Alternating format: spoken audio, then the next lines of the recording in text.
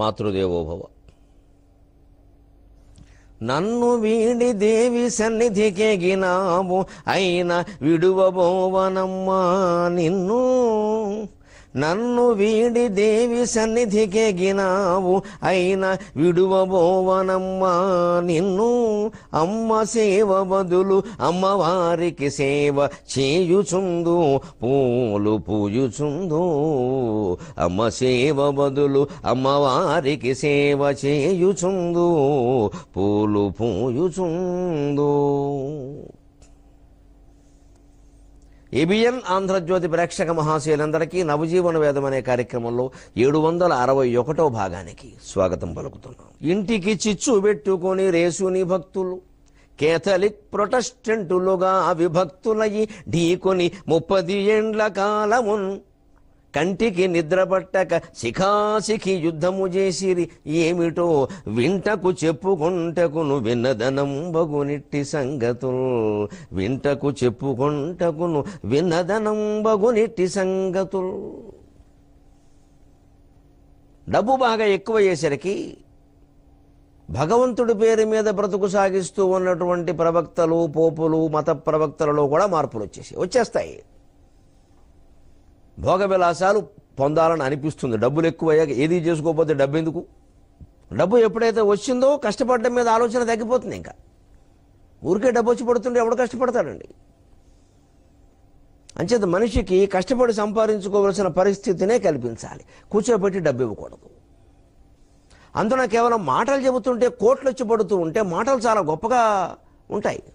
ఇంకా దాంట్లోనే ఇంకా శిక్షణ పొందుతాడు. ఇంకా మాయ మాటలు చెబుతాడు.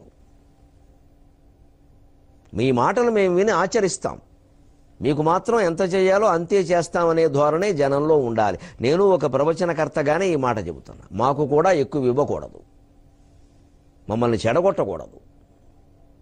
ట్రస్టులు, పీఠాలు, గుడులు కట్టవలసిన పరిస్థితి రాకూడదు. అసలు ఉన్న గుళ్ళు చాలు, ఉన్న ట్రస్టులు చాలు, ఉన్న పీఠాలు చాలు. అవి సరిగ్గా నడిస్తే అంతే చాలు. మేము కోరుకునేది అంతే. జీర్ణ దేవాలయాలు బోళ్ళు ఉన్నాయండి పల్లెటూళ్ళలో. వాటిని ఉద్ధరించేవాళ్ళు లేడు, కొత్తగా కట్టేస్తున్నారు ఊరికే. జీతాలు లేవు అక్కడ అర్చకులకి, పని మనిషికి డబ్బులు లేవు అక్కడ. పల్లెటూళ్ళు కూడా వెళ్ళేవాళ్ళు లేడు. ఎందుకంటే ఏవో 10 దేవాలయాల గురించి రాష్ట్రంలో విస్తృతమైన ప్రచారం. ఏ పండగ వచ్చినా అక్కడికే. మన ఊళ్ళో గుడి ఉంది, ఎవరు వెళ్ళరు. దేవుడు అక్కడ లేడా? అక్కడ ప్రతిష్ఠ జరగలేదా? పైగా వశిష్ఠాదులు చేసిన ప్రతిష్టలు అవన్నీ పూర్వకాలం ఋషులు ప్రతిష్ఠ చేసినవి. ఆ గుళ్ళు మూలబడ్డాయి. కొత్త దేవతల గుళ్ళు కడుతున్నారు. ఉన్న దేవతలకే కొత్త గుళ్ళు కడుతున్నారు. పెత్తనాల కోసం, అధికారం కోసం, డబ్బు కోసం. మొహమాటం లేకుండా చెప్పాలంటే అంతే. సమాజంలో డబ్బు పెరిగేసరికి రకరకాల ఆలోచనలు వచ్చేస్తాయి. ఇంకా ఇవాళ యువతరాన్ని మీరు గమనించండి. దంపతుల జీతాలు ఇద్దరికీ 2 లక్షల పైన ఉన్నాయి. అవసరం లేని వస్తువులన్నీ కొంటున్నారు. మరి ఇదివరకు చిన్న చిన్న పల్లెటూళ్ళలో బడిపంతులు ఉద్యోగాలు చేసుకుని బతికినప్పుడు ఏదో 2000, 3000 జీతం ఉంటే ఆ 2000లోనే నెలంతా గడుపుకోవాలంటే చాలా జాగ్రత్తగా ఉండేవారు, చాలా నీతిగా ఉండేవారు, నిజాయితీగా ఉండేవారు. అప్పుడు దొంగతనాలు కూడా జరిగే. ఒక 2000లో దొంగతనానికి ఏముంటుంది? వాళ్ళకే చాలదు.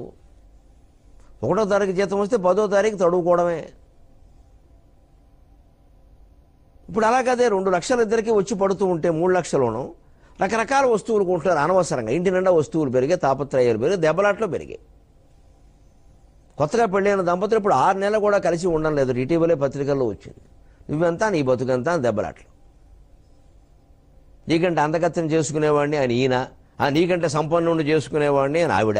చివరికి చూడండి, ఈ చదువులు, ఉద్యోగాలు అన్నీ ఏం చేసాడు? పూర్వకాలపు మాటలే మళ్ళీ వస్తున్నాయి. ఆడవాళ్ళకి అందమే ముఖ్యం, మగవాళ్ళకి ఐశ్వర్యమే ముఖ్యం అని పూర్వం ఏ భావన ఉందని మనం ప్రబంధ కవుల్ని తిట్టిపోసామో అదే భావన మళ్ళీ కొనసాగుతుంది. భార్యతో తేడా వస్తే ఇవాళ సాఫ్ట్వేర్ ఇంజనీర్ వెంటనే అంటున్నమాట, నీకంటే గొప్ప అందగత్యం నాకు పెళ్లి చూపులకు వచ్చే తెలుసా, నేను కాదని నేను చేసుకున్నాను. అంటే అందమే ప్రధానం అన్నమాట ఈయనకి. ఈయన సాఫ్ట్వేర్ చదివిందంతా అదే. ఆవిడ అంతకంటే నీకంటే కోటీశ్వరుడు నన్ను కలెక్టర్ చేసుకుంటానో తెలుసా, పోన్లే అని ఆగా అని ఆవిడ. అంటే ఆవిడ మనసులో ఉన్నది ఏమిటంటే మొగాడంటే ఐశ్వర్యవంతుడై ఉండాలి. ఈయన మనసులో ఉన్నది ఏమిటంటే ఆడదంటే అందగత్తై ఉండాలి. ఇంకెందుకండి మన ఆధునిక విద్య? ఆ ధనిక విద్య, ఆధునిక విద్య కాదు, ఆ ధనిక విద్య. ఇంత చదువుకుని ఏం మార్పు వచ్చినట్టు? ఏమీ చదువు లేకుండా పల్లెటూళ్ళలో ఉన్న పాత దంపతులు 70 ఏళ్ళు 80 ఏళ్ళు కాపురాలు చేశారే, 10 మందిని కన్నారే. దుఃఖంలో ఉన్నారా ఇప్పటికి కూడా ఆరోగ్యంగా ఆనందంగా మనం ఉండలేకపోతున్నాం. ఏం సాధించాం ఈ అభివృద్ధితో, ఈ నాగరికతతో? ఆలోచింతురుగాక మీరను. డబ్బు పెరగడమే వచ్చిన ప్రమాదం. అసలు అంతంత జీతాలు దేనికి? వ్యవసాయం ఏమో పడుకుంటోందా? సాఫ్ట్వేర్ వాళ్ళకేమో విపరీతమైన జీతాలా? దీనివల్ల ఉత్పత్తి అయ్యేది ఏమన్నా ఉందో? వీడికి సమాచారం తప్పితే ఏం కనపడడం లేదా? అక్కడేమో వస్తువు పంట ఉత్పత్తి అవుతుందా? అక్కడ ఆవులకు గడ్డి లేదా? గడ్డి కాల్చేయాల్సిన పరిస్థితే. అక్కడ వర్షాలు కురవా? ఎప్పుడు పంట పండుతుందో పండదో తెలియదో పొలాలు అమ్మేసుకుంటున్నారా? దాని మీద మళ్ళీ స్థిరాస్తి వ్యాపారాలా? కష్టపడి పనిచేసేవాడికి ఆదాయం ఉండాలా? కంప్యూటర్ నొక్కేవాడికి ఆదాయం ఉండాలా? 30 ఏళ్ల కాలం కొట్టుకున్నారు క్యాథలిక్కులు, ప్రొటెస్టెంట్లు. మాదిపత్రం అంటే మాదిపత్రం. చర్చిలన్నిటికీ సంపదలు పెరిగాయి. ఆ కొట్టుకోవడం దేవుడి కోసం కాదు, డబ్బు కోసం, అధికారం. చర్చిల చుట్టూ పొలాలు పెరిగాయి, సంపదలు పెరిగాయి. ఆ సంపద ఎవరిది? అది కావాలి. యేసుక్రీస్తు ఎవరికి కావాలి? రామచంద్రమూర్తి ఎవరికి కావాలి? దేవుళ్ళు ఎవరికి ఎక్కల్లా? దేవుడి పేరు మీద ఉన్న ఆస్తులు కావాలి, అధికారం కావాలి. కంటికి నిద్ర పట్టక శిఖాశిఖి యుద్ధము చేసి జుట్టు పట్టుకుని కొట్టుకున్నారు. ఏమిటో వింటకు చెప్పుకుంటకును విన్నదనంబగునెట్టి సంగతులు. వినడానికి చెప్పుకోవడానికి కూడా విచిత్రంగా ఉంటాయ్యా, బాధాకరంగా, ఆనందితరంగా అని కావాలనే అంశం మారుస్తుంది. ఎంత చెప్పుకుంటే ఏం ఉపయోగం లేదు. బైబిల్లో ఉన్నది వేరు, మత గ్రంథాల్లో ఉన్నది వేరు, పోపులు చెబుతున్నది వేరు. పాపక్షమాపణ పత్రాలు అని పెట్టారు, దానికి డబ్బు కట్టమన్నారు. చేసిన పాపాలనే వాళ్ళ చెవిలో చెప్పమన్నారు. మంచి రసవత్తరంగా చెప్పించుకుని విన్నారు. దాంట్లో వాళ్ళ మనస్సులు చెలించబట్టే కదా చెప్పమనేది.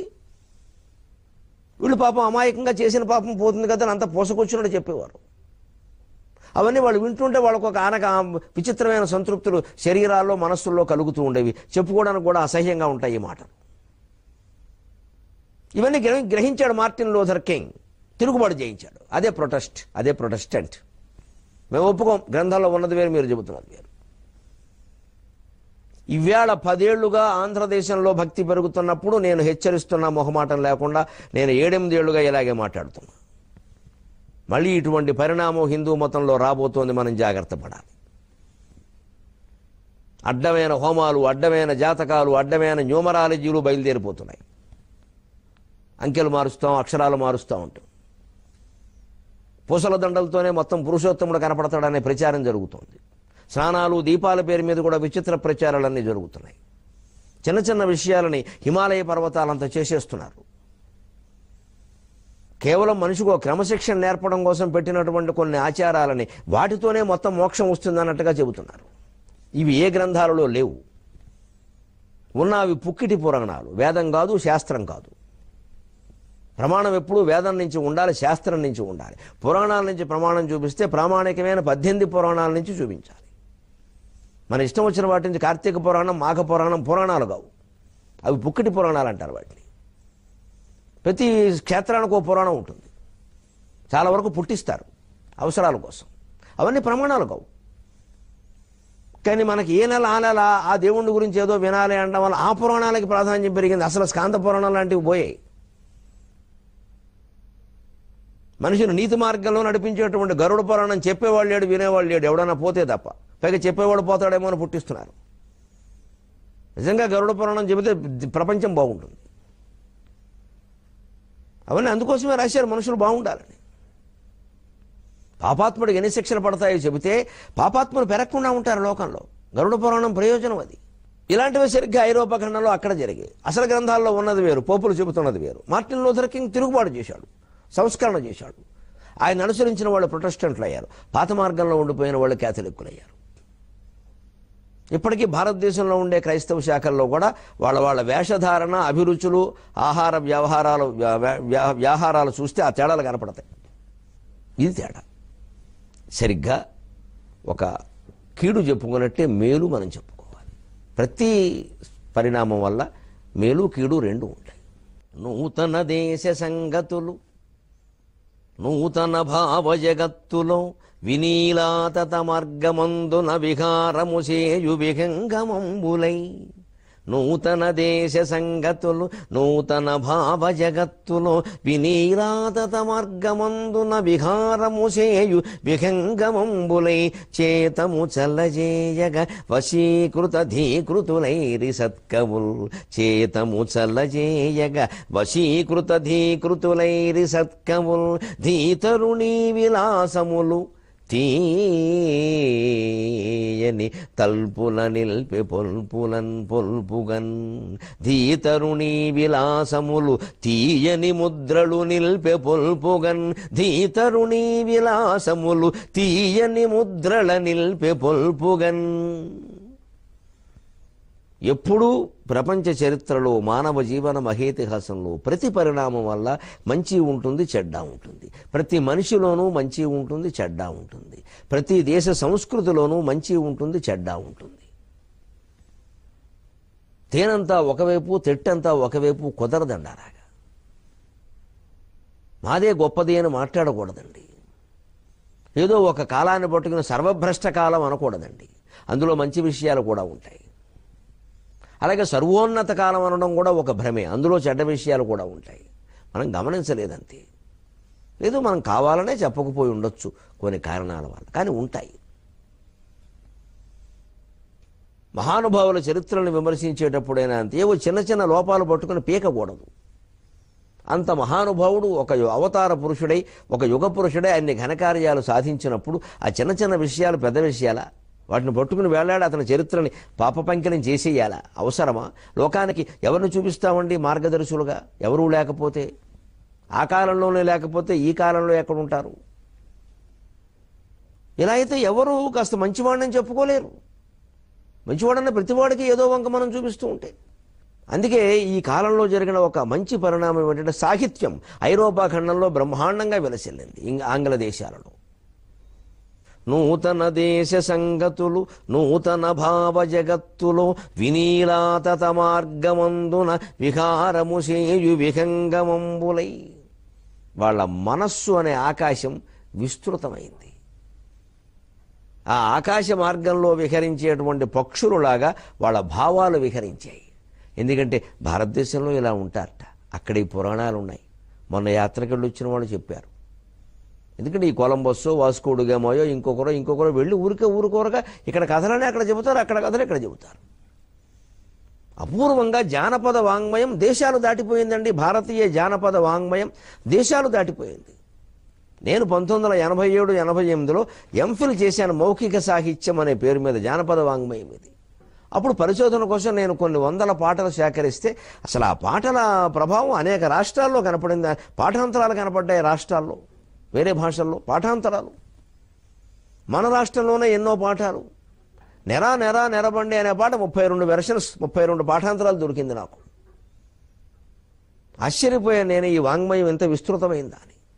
మరి అంతా ఎక్కడా లిఖితమే లేదు, జనం పాడుకుంటున్నారంతే.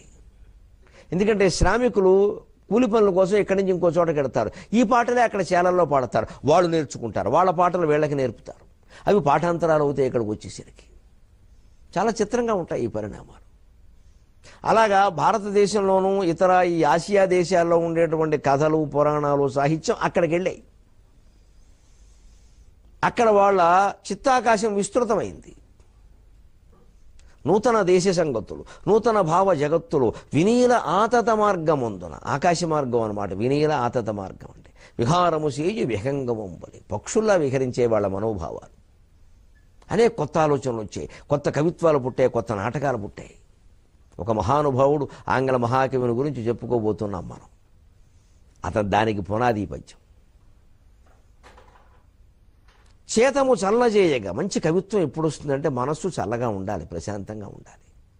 కృష్ణదేవరాయల కాలంలో మనకి మను చరిత్ర, వచ్చు చరిత్ర, పాండురంగ మహత్యం, అలాగే కళాపూర్ణోదయం, రాజశేఖర చరిత్రం, దూర్జటి కాళహస్తి మహాత్మ్యం, ఆముక్త మాల్యద, ఇలాంటి ప్రబంధాలు వచ్చాయంటే కవులు కడుపు నిండా తిండి ఉందండి, సుఖంగా ఉయ్యాల బలమే కూర్చున్నారండి తాంబూలం వేసుకుని, భార్యాభర్త కబురు చెప్పుకుంటూ. పద్యాలు వచ్చాయంటే రావండి మరి. ఆ వాతావరణం కల్పించాలి. అందుకే పెద్దన గారు అన్నాడు, నిరూపగతి స్థలంబు రమణీ ప్రియదూతిక తెచ్చి ఇచ్చు కప్పు రవిడము ఆత్మకింపైన భోజనము. ఊయలమంసము ఒప్పు తప్పరయు రసజ్ఞులు ఊహ తెలియంగల లేఖక పాఠగోత్తములు దొరకిన గాని ఊరక కృతులు రచయింపుమటన్న శక్యమే. కవిత్వం చెప్పాలంటే ఏకాంతంగా వదిలేయాలయ్యా కవిని, 10 మంది చుట్టూ చేరి భజన చేయకూడదన్నాడు. చెప్పండి చెప్పండి చెప్పండి అంటే ఏం రాదు, ఏదో చెప్పేస్తాడు.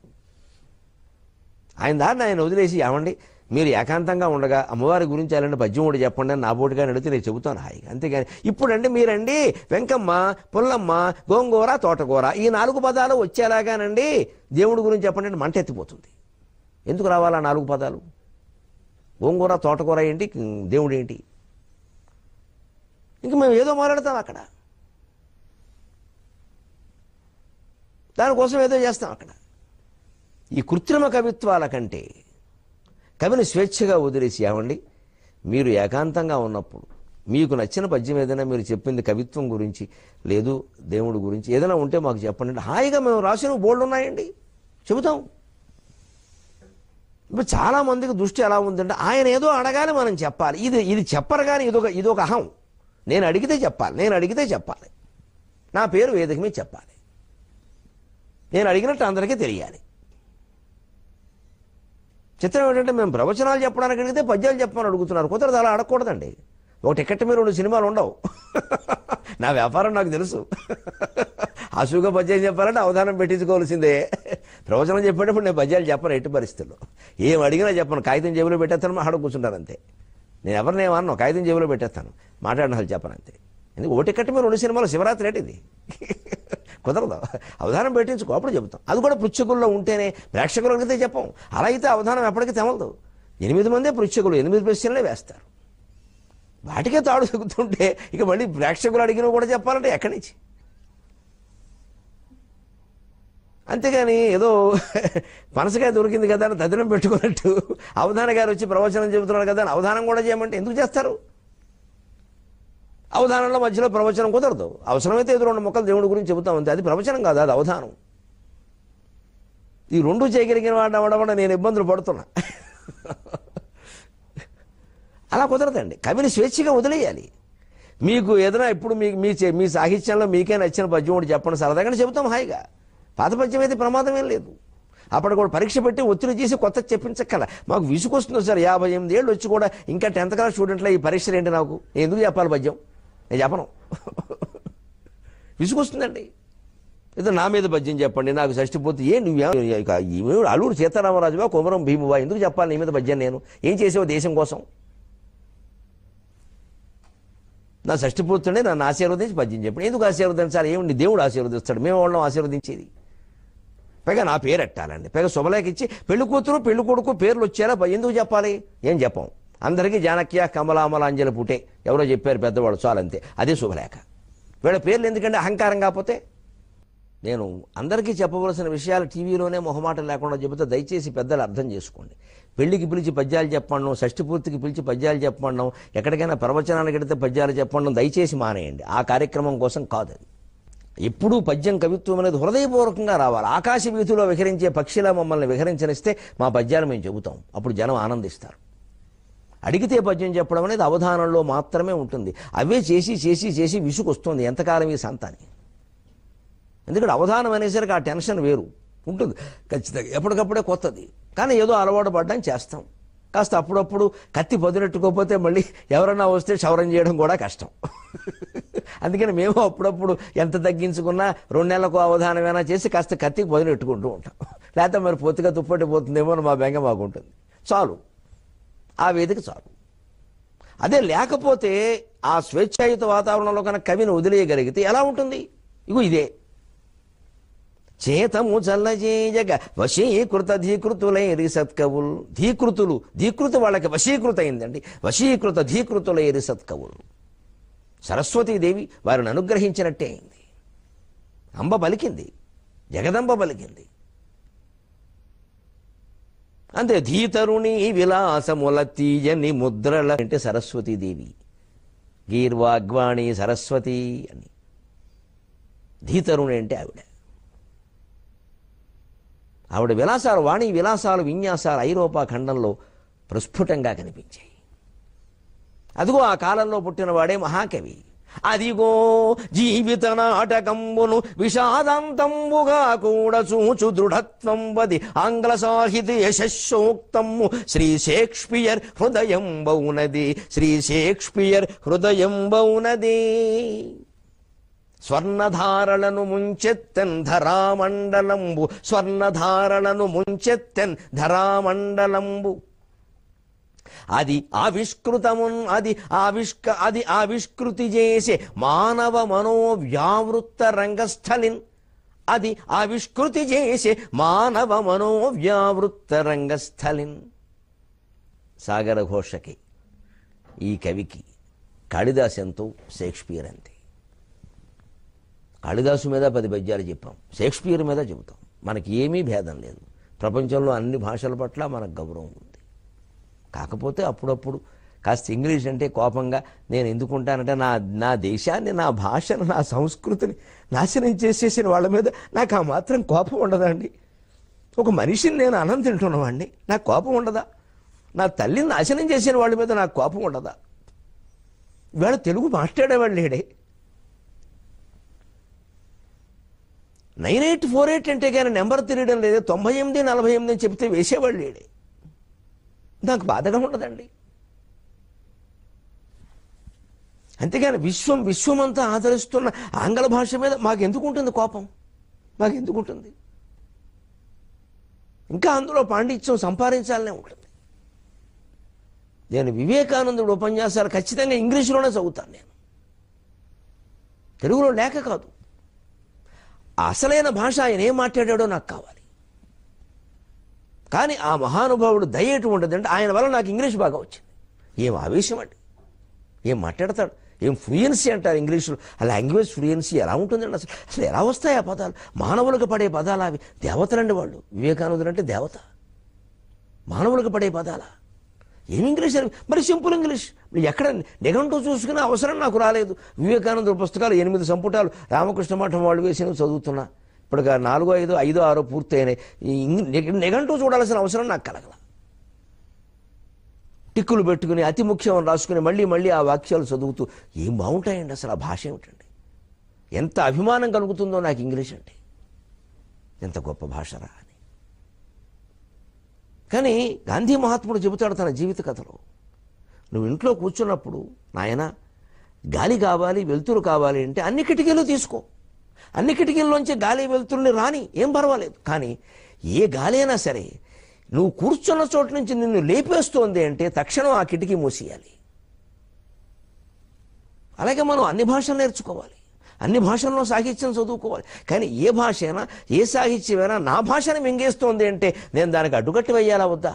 అందుకనే అప్పుడప్పుడు ఈ ప్రాణి ఇంగ్లీషు పట్ల కోపంగా మాట్లాడతాడు. నన్ను ఆంగ్ల ఉపాధ్యాయులు నన్ను మన్నింతురుగాక, నా భావాన్ని అర్థం చేసుకుందురుగాక. ఏ భాష పట్ల మాకు ద్వేషం ఉండదండి. అలా ఉంటే ఇలాంటి కావ్యాలు రాయలేం, ఇలా చెప్పలేమండి. ఏ మతం పట్ల, ఎన్ని మతాల గురించి నేను ఎన్ని వ్యాఖ్యానాలు చేశానో మీకు తెలుసు. ఎందుకుంటుంది? మనకేమనిపిస్తుంది అంటే మన్నేదో అన్నారు, మన్నేదో, ఆ మన అనే భావం పోవడానికేనమ్మా ఈ కార్యక్రమం. నేను నాది అనేది మర్చిపోండి దయచేసి. అది మర్చిపోతేనే ఇది వినగలరు. నేను ఫలానా క్యాస్టు, నేను ఫలానా మతం, నా మెళ్ళలో ఫలానా చిహ్నం ఉంది, నా భుజానికి ఫలానా చిహ్నం ఉంది, నన్ను ఆయన ఏం అనడానికి వీల్లేదు అన్నవాడు నవజీవన వేదం చూడకండి దయచేసి. నేనేమీ కాదు, నేను సామాన్య మానవుణ్ణి అని చెరిపేసి కొత్త పలక, తెల్ల పలకతో ఉండేవాళ్లే కార్యక్రమం చూడండి. అప్పుడు ఈ భావాలు అర్థమవుతాయి. ఎందుకంటే నా మనస్సు తెల్ల పలక, మా అమ్మ దయ వల్ల, పలుకులమ్మ దయ వల్ల నా మనస్సు తెల్ల పలక. అందులో ఏమీ లేదు. అమ్మవారికి తప్ప మరొకరికి స్థానం లేదు. ప్రపంచం అంతా ఆవిడ శక్తి. అంచేత ఏ విషయంలో ఏ వ్యాఖ్యానాలు వచ్చినా దయచేసి అనుకూల దృక్పథంతో అర్థం చేసుకోండి. చరిత్రలో ఎప్పుడో జరిగిపోయిన వాటి గురించి మనం మాట్లాడుకుంటున్నాం. ఇప్పుడు ఆ కులం వాళ్ళు, ఆ మతం వాళ్ళు ఆ పని చేశారనేది నా ఉద్దేశం కాదు. చరిత్రలో జరిగాయి. మనం ఇవాళ ఓ కులానికి సంబంధించిన మాత్రాన మన కులం మొదటి నుంచి పవిత్రం కావక్కల్లా. ఆ మాటకు వస్తే ఆంధ్రులు అనే మాట నిజానికి సిగ్గుపడిపోవాలి. విశ్వామిత్రుడు కాలం నుంచి ఆంధ్రులు అనేక రకాలు ఓడిపోతూనే ఉన్నారు. దుర్యోధనుడి తరఫున యుద్ధం చేశారు. విష్ణు సహస్రంలో స్పష్టంగా చాణూరు ఆంధ్ర నిషూదనక ఆంధ్రుడిని చంపినవాడు ఉన్నది. మరి ఆంధ్రులందరూ విష్ణు సహస్రం చదవడం మానేశారా? జాత్యభిమానాలు అలా ఉండకూడదండి. అప్పట్లో ఆంధ్రులు ఎవరో, వాళ్ళు ఏం చేశారో, ఎందుకు విష్ణువు చంపవలసి వచ్చిందో, మనకెందుకు ఆ గొడవ? చణూరాంధ్ర నిషూదనక అని ఉంది మూలాన విష్ణు సహస్రం తెలుగు వాళ్ళు చదవడం మానేలేదు, కానీ పైగా తెలుగు వాళ్ళే ఎక్కువ చదువుతున్నారు. సహదేవుడి చేతుల్లో ఓడిపోయిన వాళ్ళు ఆంధ్రులు, అశ్వమేధ యాగంలో ఓడిపోయిన వాళ్ళు ఆంధ్రులు, విశ్వామిత్రుల చేత శపింపబడిన వాళ్ళు ఆంధ్రులు. ఊరికే ఐత్రేయ బ్రాహ్మణం నుంచి ఉంది, ఇలాగే ఉంది. ఎందుకంటే గొప్పదేం లేదు అక్కడ విషయం చెప్పాలంటే. అంత మాత్రం చేత మనం ఆంధ్రులు అని చెప్పుకోవడం మానేస్తామా? ఆంధ్రుల్లో, తెలంగాణ వారిలో, ఏ ప్రాంతం తమిళుల్లో ఎవరిలోనైనా సరే ఏవో లోపాలు ఉంటాయి, గుణాలు ఉంటాయి. అన్ని జాతుల్లో, అన్ని భాషల్లో, అన్ని ప్రాంతాల్లో, అన్ని మతాల్లో చారిత్రకంగా అనేక లోపాలు ఉంటాయి, గుణాలు ఉంటాయి. ఆ గుణాలను మనం తీసుకోవాలి, లోపాలు వదిలిపెట్టాలి. ఈ ప్రశాంతమైన అవగాహనను 23.5 గంటల్లో పెంచుకునేటువంటి ప్రయత్నం చేద్దాం. మళ్ళీ కలిసే వరకు తెలుగులోనే మాట్లాడదాం, ఆంధ్రంలోనే మాట్లాడదాం.